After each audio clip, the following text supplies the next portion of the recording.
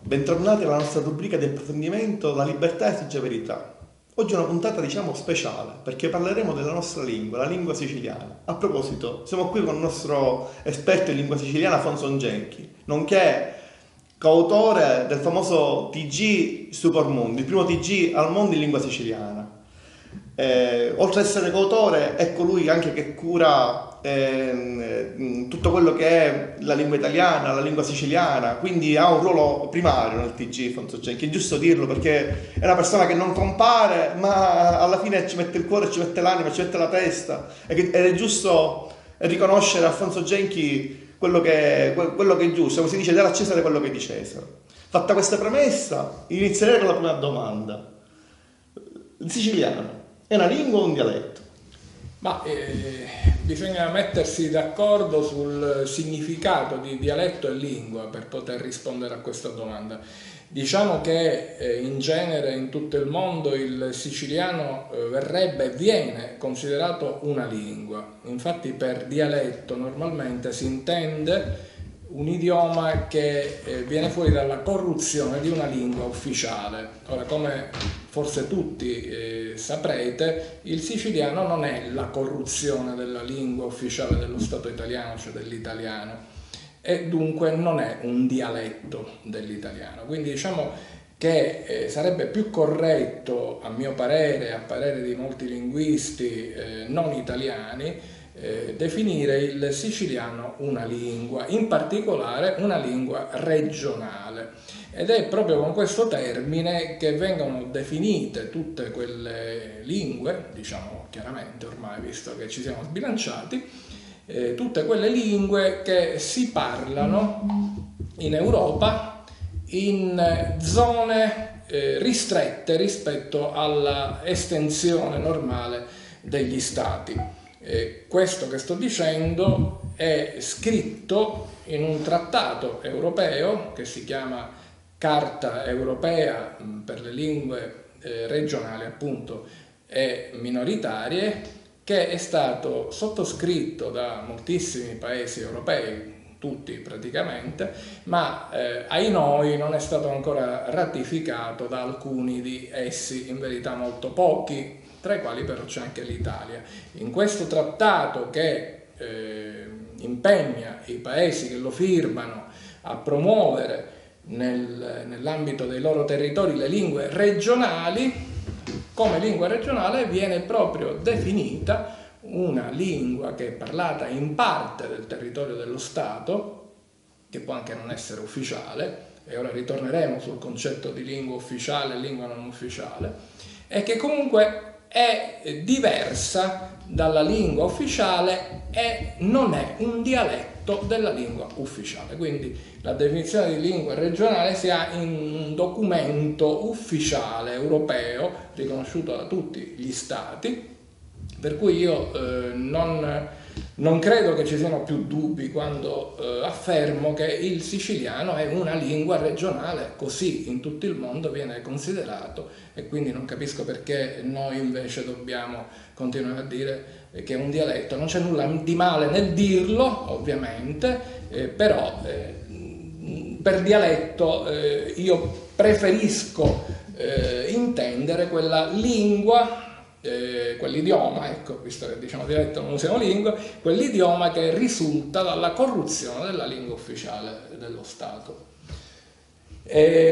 Mi sia consentito di chiarire, poco fa ho accennato, volevo ritornare al discorso di lingua ufficiale e non ufficiale, perché c'è molta confusione. Io sento spesso dire il siciliano in realtà non esiste, perché esistono in realtà molti siciliani, in ogni città il siciliano viene parlato in una maniera diversa, quindi qual è il vero siciliano? Non c'è, non esiste il siciliano.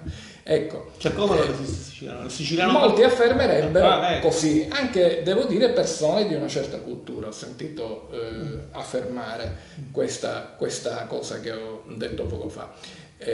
Ora c'è un errore di fondo in tutto questo, perché quando certa gente fa notare che il siciliano è parlato in maniera differente da città in città, ha indubbiamente ragione.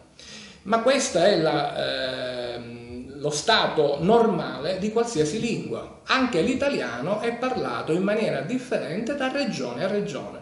Non parlo da città a città, potrei anche dirlo in effetti, ma diciamo da regione a regione. Infatti è risaputo, tutti i linguisti ammettono che esiste l'italiano regionale, e in effetti quando noi parliamo italiano non parliamo mai l'italiano standard, anche perché non ci è stato insegnato a scuola.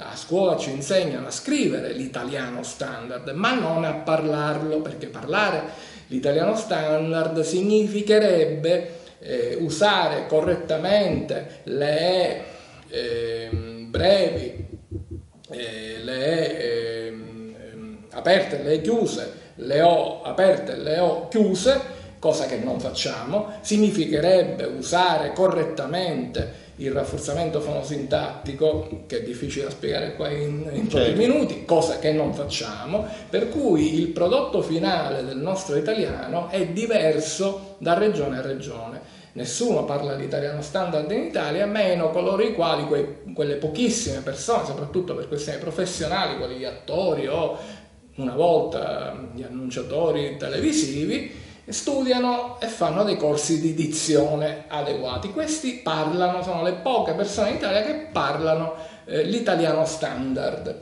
In realtà poi ognuno parla l'italiano secondo le cadenze, gli accenti, gli usi della propria regione, ma anche secondo un lessico proprio particolare, delle costruzioni sintattiche particolari. A mo' di esempio, voglio dire, per esempio qui da noi è comune dire esco la macchina dal garage, oppure per favore scendimi il libro. Ecco, questi verbi uscire, scendere, entrare sono dei verbi intransitivi nella lingua italiana. Noi nell'italiano regionale di Sicilia li usiamo con valenza transitiva, ma non è che siamo noi siciliani a parlarlo male, cioè dovunque ci sono esempi di questo tipo, ovviamente diversi da regione a regione. Persino in Toscana, che sarebbe la patria, e poi magari ne parliamo più approfonditamente dell'italiano, non parlano, quando lo parlano, non parlano l'italiano standard. È famosa la gorgia toscana, la C aspirata, che non è una regola fonetica dell'italiano standard. E termino, per rispondere pienamente a questa domanda, termino dicendo che una lingua ufficiale qual è l'italiano, per esempio, cioè che è riconosciuta dall'istituzione, automaticamente ha una accademia ufficiale che la norma e che ne attesta l'evoluzione, perché la lingua si evolve e l'Accademia della Crusca dice ok, questo è corretto, questo non è corretto, oppure questo adesso lo accettiamo, prima non era accettato in lingua, ora diviene corretto in lingua. Ecco, questo accade per le lingue ufficiali. Per la lingua siciliana, che non è una lingua ufficiale, ciò non può accadere, perché qualsiasi accademia o qualsiasi persona si arrogasse il diritto di fare una cosa del genere non avrebbe nessun titolo, perché sarebbe stata designata da se stessa o da un gruppo di persone ristrette, non da una istituzione ufficiale. Ecco, quindi cosa accade? Accade che quando si scrive in siciliano alcuni dicono e allora come devo scrivere, visto che non c'è una accademia che mi dice come devo scrivere. Benissimo, è vero questo, però attenzione, dobbiamo fare una distinzione tra lingue non ufficiali che non hanno una tradizione letteraria, cioè quelli che in Italia vengono definiti i dialetti popolari, orali, eccetera, quindi che vengono parlati ma non scritti, o quelle poche volte che vengono scritte ad muzzum, per usare un termine maccheronico. Ecco, questi dialetti dalle lingue che hanno invece una propria tradizione letteraria, nonostante non siano lingue ufficiali. Il siciliano fa parte di questa ultima categoria, quindi il siciliano è vero che non è lingua ufficiale, è vero dunque che non c'è un'accademia che lo norma, ma essendo una lingua che ha una propria tradizione letteraria, e devo dire, forse questo i siciliani non tutti lo sanno, è la lingua all'interno di quelle parlate nel territorio dello Stato italiano con la più antica tradizione letteraria mai interrotta, cioè che sempre ha avuto una continuità. Infatti almeno dal 1230, dai tempi della scuola poetica siciliana nata alla corte di Federico II, si è scritto in siciliano. Ecco, allora se non possiamo avere delle grammatiche normative, perché non esiste un'organizzazione, un'accademia che possa normare la lingua siciliana, certamente possiamo avere delle grammatiche descrittive, cioè che descrivono come i letterati scrivono in siciliano, perché quello che accade è che il siciliano ha una propria coinè letteraria, cioè il catanese, il poeta catanese che scrive in siciliano non scrive normalmente in catanese, scrive in qualcosa d'altro che non è catanese. Il poeta palermitano che scrive in siciliano non scrive in palermitano, scrive in qualche altra cosa. Ecco, questo è il siciliano comune scritto, il siciliano letterario, che non è normato da un'accademia, ma che ha dei tratti che sono comuni in tutta la Sicilia, certamente non come una lingua ufficiale normata che è precisa in ogni dettaglio, ma è veramente omogeneo, si può dire altamente omogeneo, per cui si può tirare fuori, conoscendo la letteratura, i libri, i testi scritti in siciliano, si può tirare fuori una vera e propria grammatica, ripeto, descrittiva, che descrive le regole che normalmente vengono usate da tutti questi letterati, poeti, soprattutto perché negli ultimi secoli più che altro il siciliano è stato scritto come poesia, usando il genere letterario della poesia, mentre sappiamo che nei secoli precedenti, dal 1300, 1400, anche al 1500, si scriveva di tutto in siciliano, da testi scientifici a romanzi, a testi religiosi, eccetera, eccetera. La mia seconda domanda è ancora più particolare. Siccome ultimamente per chi naviga su Facebook, su Facebook si vedono tante cose, si leggono tante cose, anche magari imprecisioni oppure cose che hanno una certa valenza. Io volevo fare un po' di chiarezza in merito. Ho letto che da pochi anni a questa parte degli studiosi hanno scoperto dei libri che proprio vanno a specificare che il siciliano è la mamma della lingua italiana. Cioè vorrei un po' di chiarezza in merito. C'è un cordone ombelicale fra la lingua siciliana e la lingua italiana?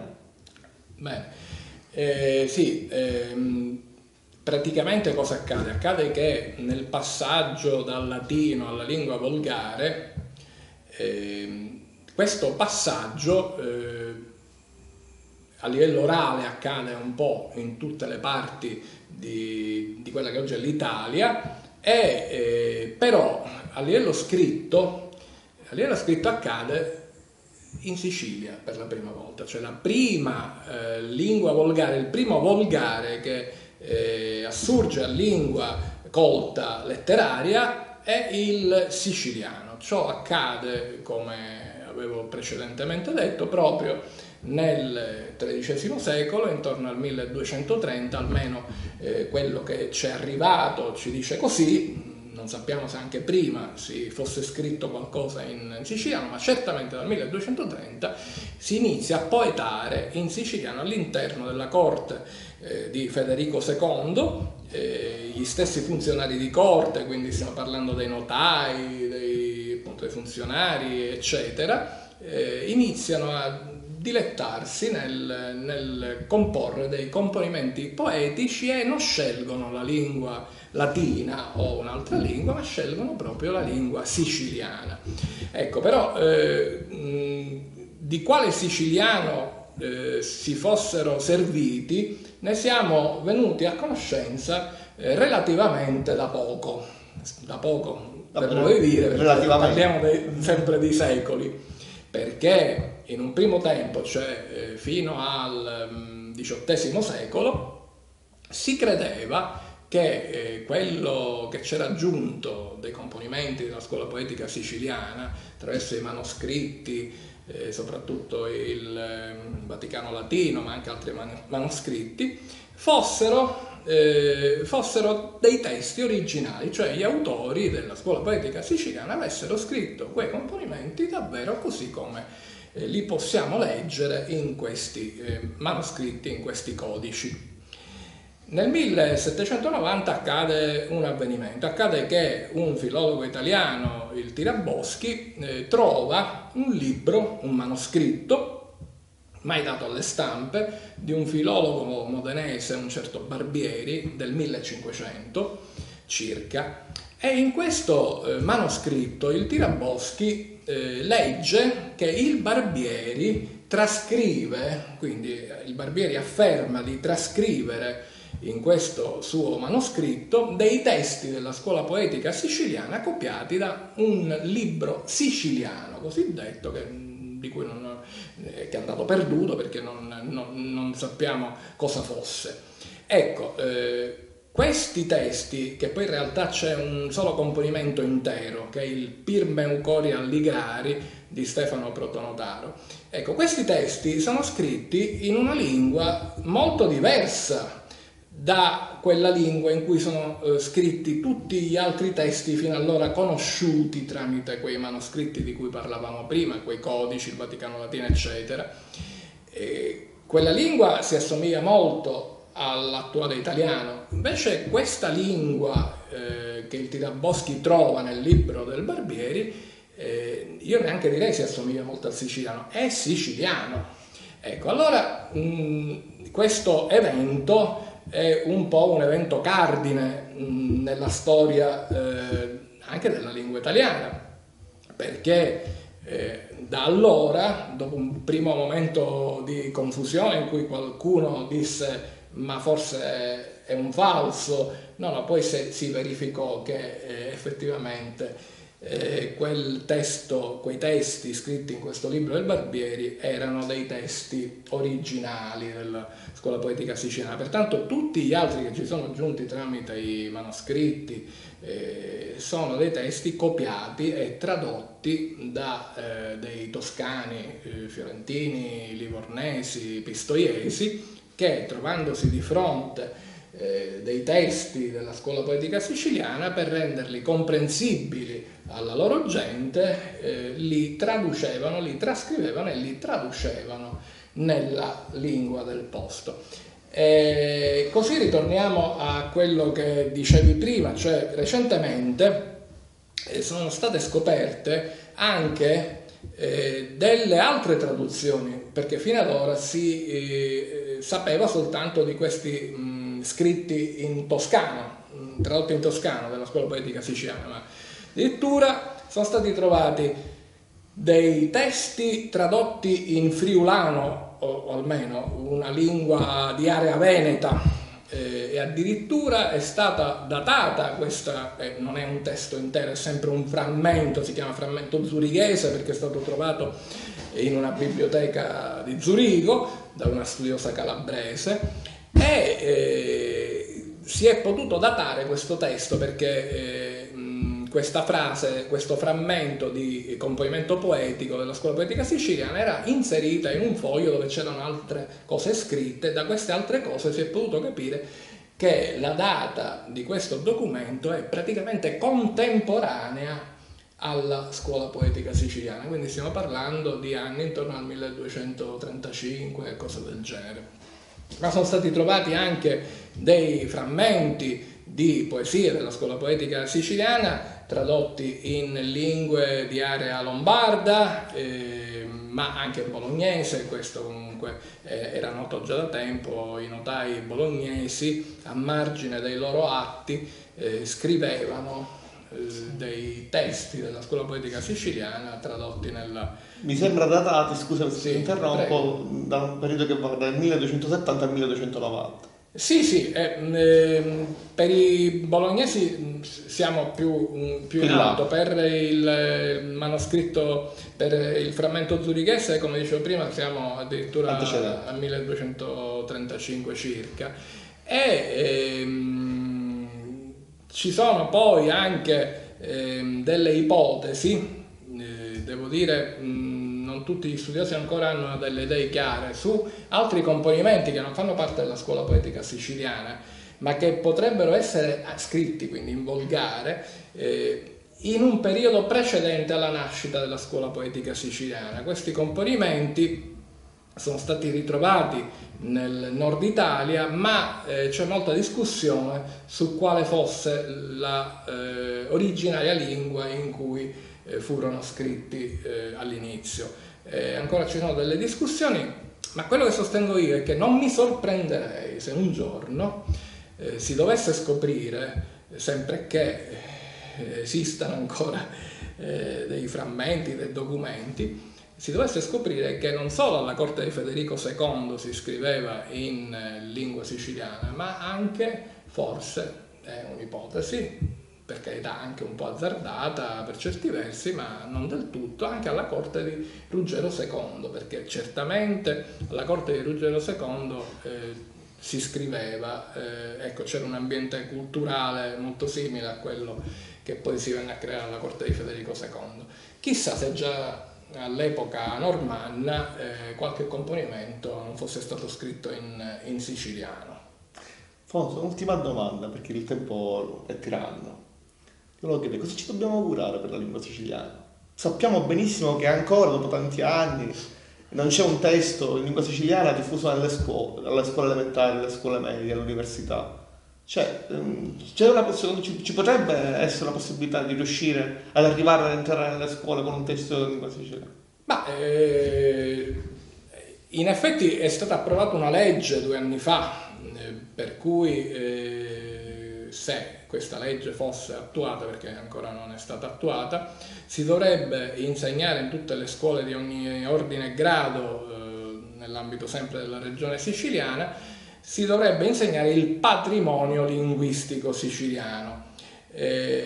A parte appunto il fatto che questa legge non è stata attuata per vari motivi che qui non stiamo a dire, ma essenzialmente bisogna prima formare i docenti per poter attuare la legge, per poter insegnare il patrimonio linguistico siciliano, perché è una realtà. Noi siciliani non conosciamo, neppure chi ha studiato, non conosciamo il patrimonio linguistico siciliano. Infatti apro una piccola parentesi: perché molti dicono non esiste un siciliano comune? Perché non conoscono la letteratura siciliana, non hanno mai letto dei componimenti in lingua siciliana di qualsiasi secolo, contemporanei come anche del passato. Non so, mi viene di nominare Giovanni Meli, Antonio Veneziano, ma ne potrei nominare tantissimi autori. Pochi hanno letto questi componimenti. Se li avessero letti sicuramente non direbbero più che non esiste un siciliano comune, perché si accorgerebbero che questi autori, seppur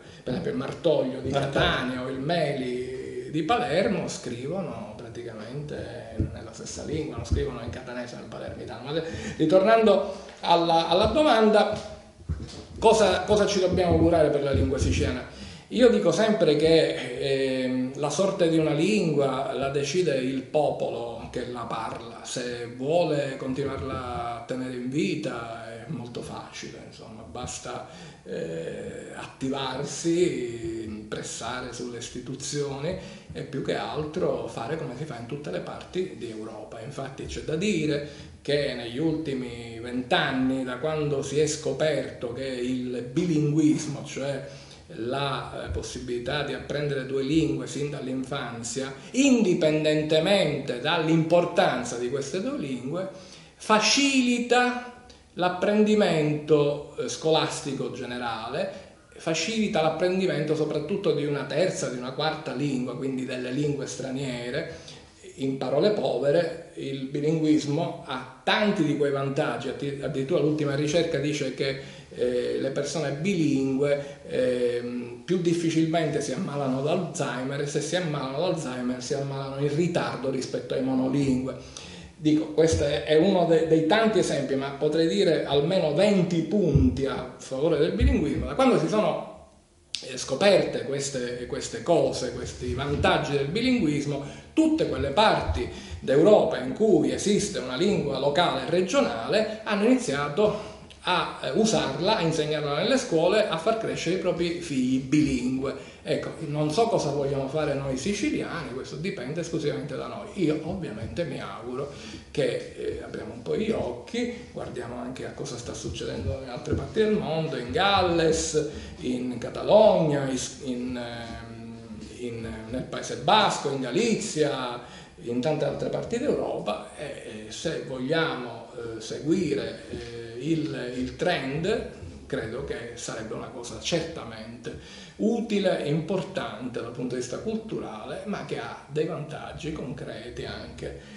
nell'imparare per esempio le lingue straniere. Sono dei vantaggi concreti perché il cervello si struttura in maniera diversa se apprendiamo 2 lingue già da piccoli, perché sappiamo che ogni oggetto può avere 2 nomi, non solo un nome. Quindi averne 3 sarà più facile per noi imparare il terzo nome. Se tu sei convinto che c'è un solo nome, quando impari un'altra lingua, il cervello deve fare un salto più forte, più difficile rispetto al cervello di un bilingue.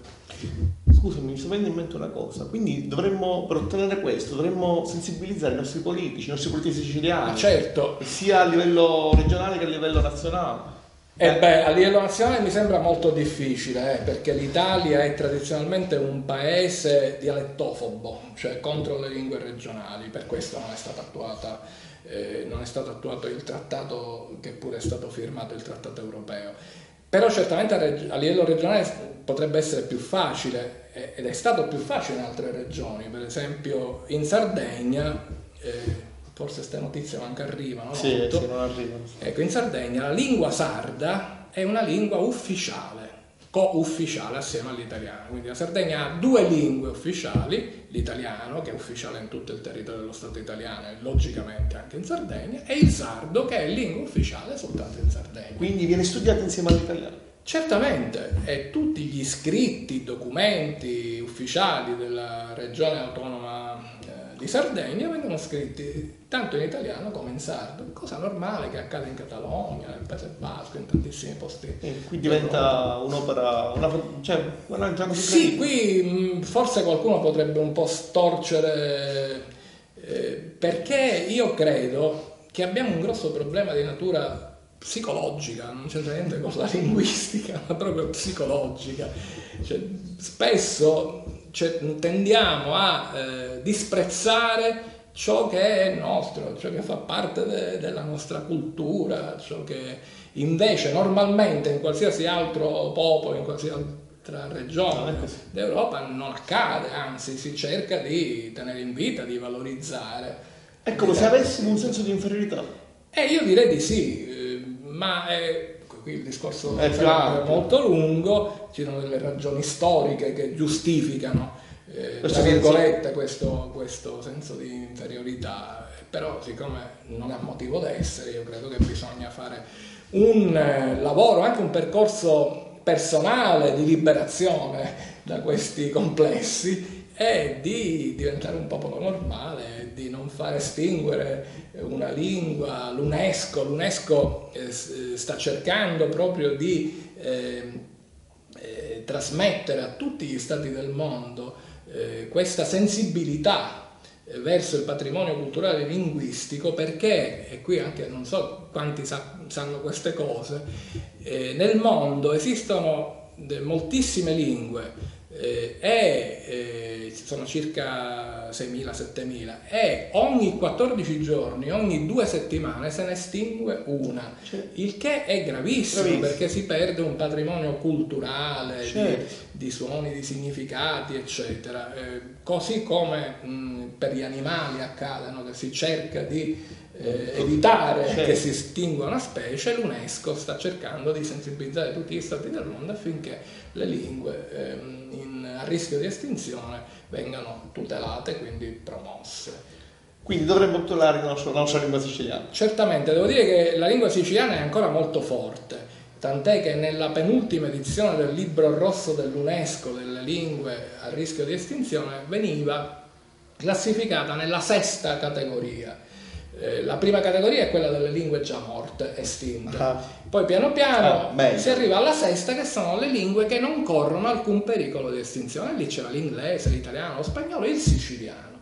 Ahimè, però è normale, c'è da aspettarselo, nell'ultima edizione del libro rosso dell'UNESCO il siciliano è passato dalla sesta alla quinta categoria, cioè una lingua che non corre attualmente il rischio di estinzione, ma che già viene usata soltanto in ambito ristretto, in ambiti familiari, poco usata in ambito pubblico, eccetera. Certo. Cioè, tutto quello che sappiamo. Certo, perché se non diventa lingua ufficiale, non viene parlata nelle scuole, è normale che poi si vada a finire. Ecco, io dico una cosa, non so se ancora c'è il tempo per.